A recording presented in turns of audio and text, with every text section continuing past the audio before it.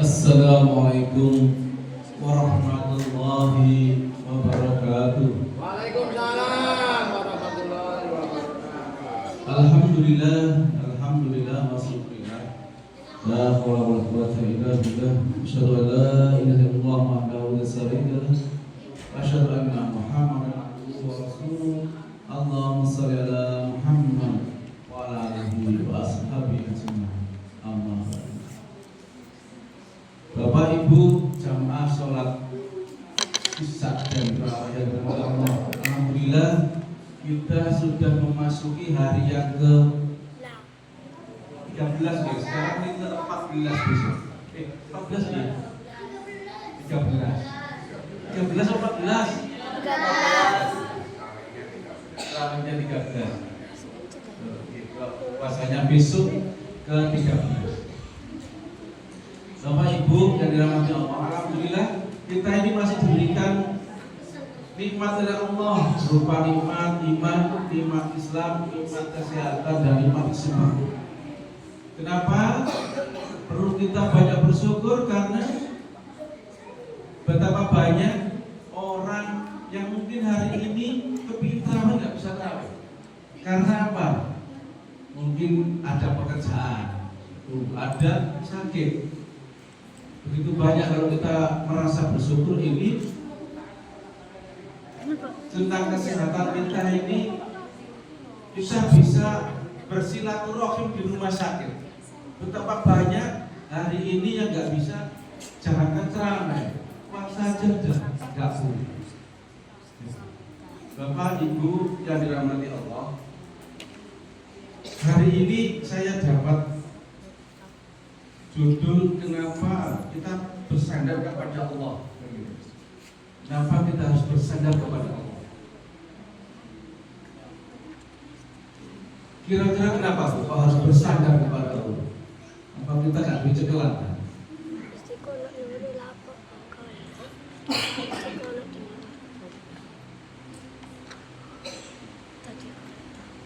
Dalam agama kita, agama Islam, bersandar itu kan sender, jagakno, sender, apa jagakno supaya gini sender, supaya ibu-ibu itu sender, coba gak pegel supaya gak tiba. Orang-orang itu sender, itu sholat juga sender, apa sih ya? Sender. Ini bersandar, bertumbuh pada sesuatu yang luar biasa. Siapa? Yaitu pada Allah. Kenapa kita harus bersandar? Kenapa? Apa sih maksudnya bersandar? Bersandar kalau dalam bahasa agama kita adalah tawakal kepada Allah. Tawakal kepada Allah. Bersandar kepada Allah. Kenapa? Kok kita harus bersandar kepada Allah atau bertawakal kepada Allah? Karena yang pertama adalah Allah adalah pencipta kita dan pengatur alam semesta. Sama dengan kalau kita beli mobil yang katakan mobil Toyota, kita mesti senyita nosobo Toyota. Kita harus tahu dengan kondisi mobil itu. Dari mana? Dari buku-bukunya Toyota tadi. Nah, Toyota sama kayak buku Mitsubishi ya gak cocok. Nggih ta. Kan buat cocok. Buku Toyota, buku Mitsubishi. Wis buyar iki. Kan gitu. Jadi inilah kenapa kita bersandar pada Allah, karena Allah adalah penciptanya dan Allah adalah pengatur alam semesta. Yang kedua adalah karena Allah Maha Kuasa dan Maha Bijaksana. Maka kita sandaran kita pada Allah karena ada kebijaksanaan dari Allah. Dan yang ketiga adalah Allah adalah Maha Pengasih dan Penyayang. Bapak Ibu jamaah yang dirahmati Allah, ini dari tiga ini aja ini luar biasa. Allah adalah sangat-sangat luar biasa. Maka kita makna kita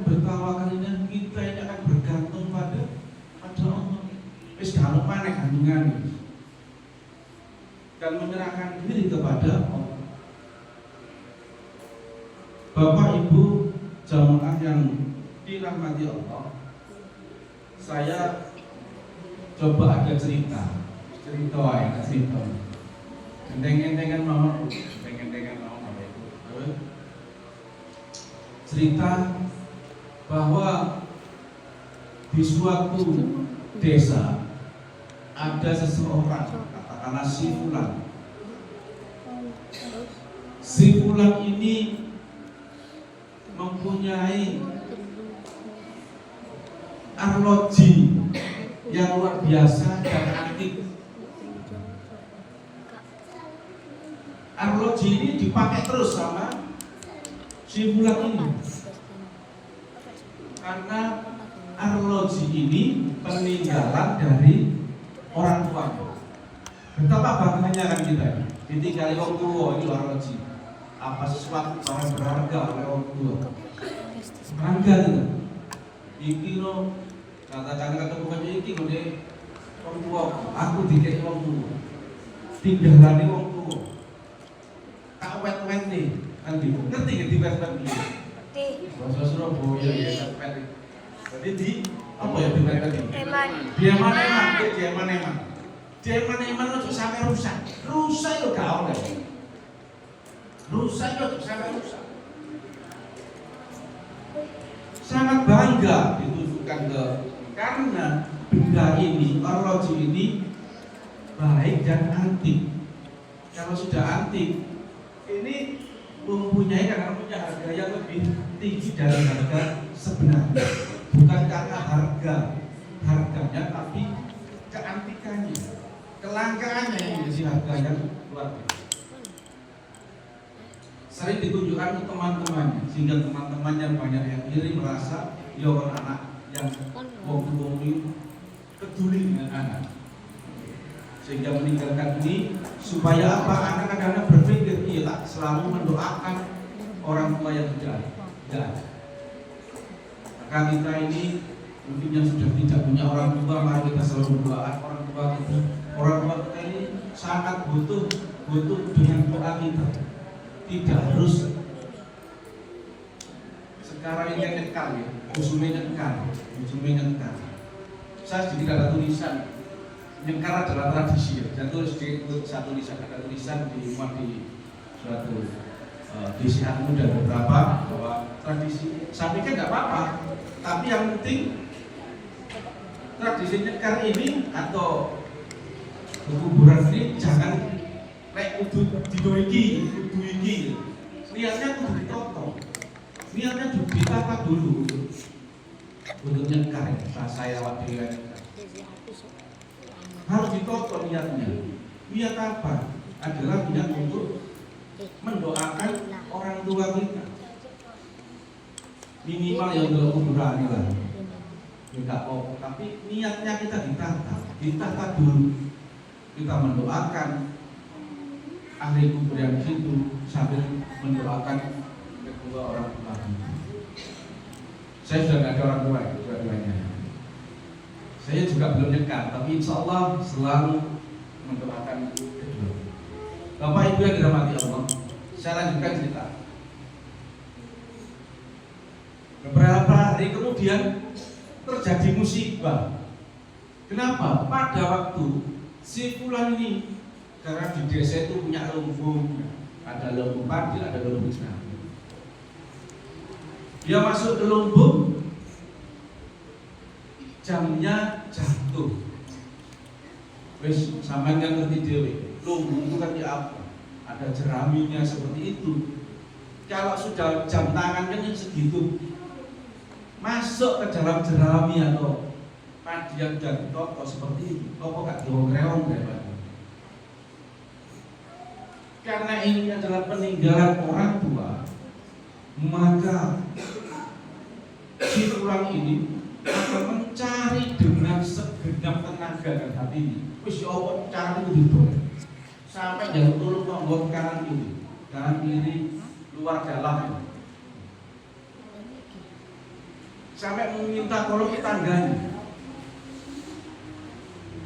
dan semua membantu untuk masuk ke dalam gudang tersebut untuk mencari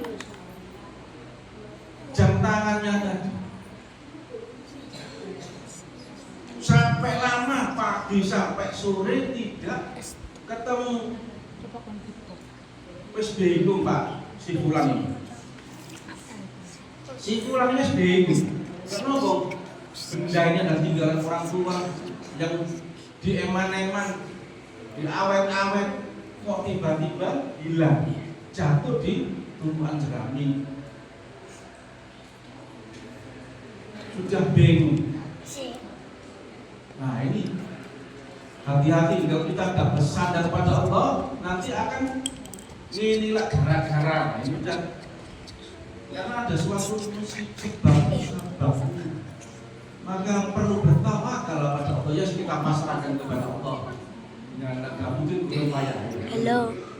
Muka-muka bisa ketemu. Kalau kita sudah hati mangkel, berdoa ini lurus gara-gara ini makin enak ini. Mesti orang gara-gara kita ini. Hati-hati. Ya saya tak mau. Umpamanya mau hari ini, wah, hilang ini. Kawan, ini sudah menyelisih takdir.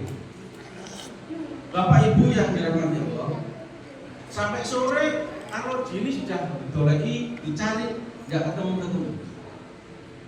Sudah pasrah, keluar, pulang. Tiba-tiba ada anak muda datang. Ada apa Pak? Ini aku kehilangan jam. Gimana Pak? Di lumpur. Boleh saya bantu? Alhamdulillah boleh. Boleh. Kenapa? Karena hari ini mulai pagi tadi sampai sore ini saya dan beberapa tetangga kanan kiri mencari arloji saya tidak ketemu. Ini adalah arloji antik peninggalan orang tua. Si anak muda berkata, saya cobanya Pak, mudah-mudahan mohon doanya mudah-mudahan bisa ketemu.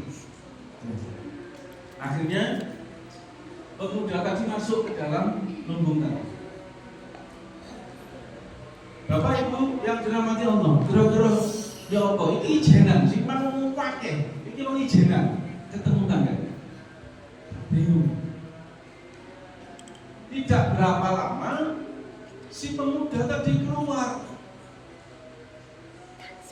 dengan berkata, alhamdulillah Pak, ini lo sudah ketemu. Aneh nih, mah ditoleh ngomong wajar gak ketemu, saya doleh wong siji ketemu.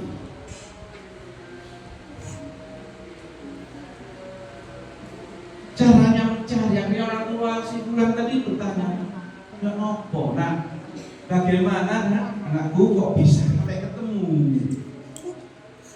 Kok bisa sampai ketemu ini? Maka anak tadi menjawab, anak muda tadi menjawab, Pak, saya duduk di tengah-tengah lumbung tadi. Dengan keheningan tadi saya ingin mendengarkan detak jari jam tadi.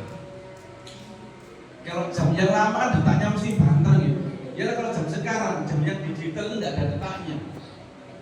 Coba jenengan kalau malam hari yang punya jam di kamar, yang bukan digital ya, bukan digital kayak gitu, yang jarum, mesti kan bunyi. Nah kayak gini, mesti bunyi. Pasti. Hampir semuanya seperti itu, kecuali yang digital tidak mungkin ada suaranya. Maka anak muda tadi berkata bahwa saya duduk di tengah lumbung, saya sambil mendengarkan detak ini, saya mencari bunyi detak jam. Maka saya mendekati arah detak jam tadi. Saya dekati pelan. Akhirnya di mana detak yang terdengar paling besar ini yang keempat. Maka di situ saya bongkar jeraminya atau padinya. Disitulah akhirnya ketemu jamnya jenengan Pak. Bapak Ibu yang dirahmati Allah, betapa senangnya, betapa bahagianya si bulan tadi yang sudah ditemukan jamnya yang dari sini kita bisa mengambil hikmah. Kira-kira apa Bapak ini? Kita ini kalau kena musibah, ini kan kehilangan jam di musibah. Wes bingung nggak karu-karu. Yo opa, yo opo, saya kata saya opa, malah gitu. Iya nih. Yo opa, yo opo, ini bingung kabeh. Karena cara berpikirnya sudah bingung, sudah tidak karu-karuan. Karena merasa kehilangan, baik kehilangan apapun. Dan kita spontan panik dan terburu-buru menjudge sesuatu kan. Pas romo mang gak rene, apa aku mang rene. Wis pikirane bingung, atine gak karu-karuan, gak bisa berpikir jernih. Gak bisa nanti cara berpikir itu gak mungkin bisa berpikir bahwa ini sudah kehendaknya Allah. Kegelisahan selalu ada. Kalau sudah gelisah, harus bisa mikir. Enggak tahu, Bapak Ibu. Ini kalau sudah bingung, kita kan betul sakit mikir. Pemikir sih bener juga kadang. Mungkin kita pada waktu kehilangan sanak keluarga kita yang meninggal dunia, kita ini mesti bingung, lapo, padahal sudah biasa gitu. Ini tiba-tiba kita ini kan mesti bingung. Apa yang kita lakukan dulu itu sudah bingung. Oh, di sini. Bapak Ibu yang dirahmati Allah, maka di sini kita harus tenang. Gak gampang memang ini, gak gampang. Muga-muga sing ngomong ya gak jarkoni, bisa ujar kayak sok nglakoni. Perlu belajar banyak berkaitan dengan ketenangan, karena kena musibah seperti ini tidak tahu kan. Saya yakin kita semua pernah mengalami musibah yang luar biasa ini. Maka kita harus tenangkan pikiran dan tadi kita berpasrah diri kepada Allah, karena segala sesuatunya ada di dalam kekuasaannya Allah yang makna tawakal tadi. Maka baik musibah maupun apapun dalam hal atau rezeki dan yang lain, kesehatan, kebaikan dan yang lain-lain, maka kita tidak perlu terlalu panik dan gelisah. Walaupun kita dapat rezeki, kadang-kadang kita dapat rezeki kaget terus bingung. Kita tenangkan. Maka dengan tidak bingung dan tidak gelisah, kita pasrahkan kepada Allah, kita tawakal kepada Allah, maka ini akan menjadi hati kita tenang, hati kita tentram. Tawakal kepada Allah.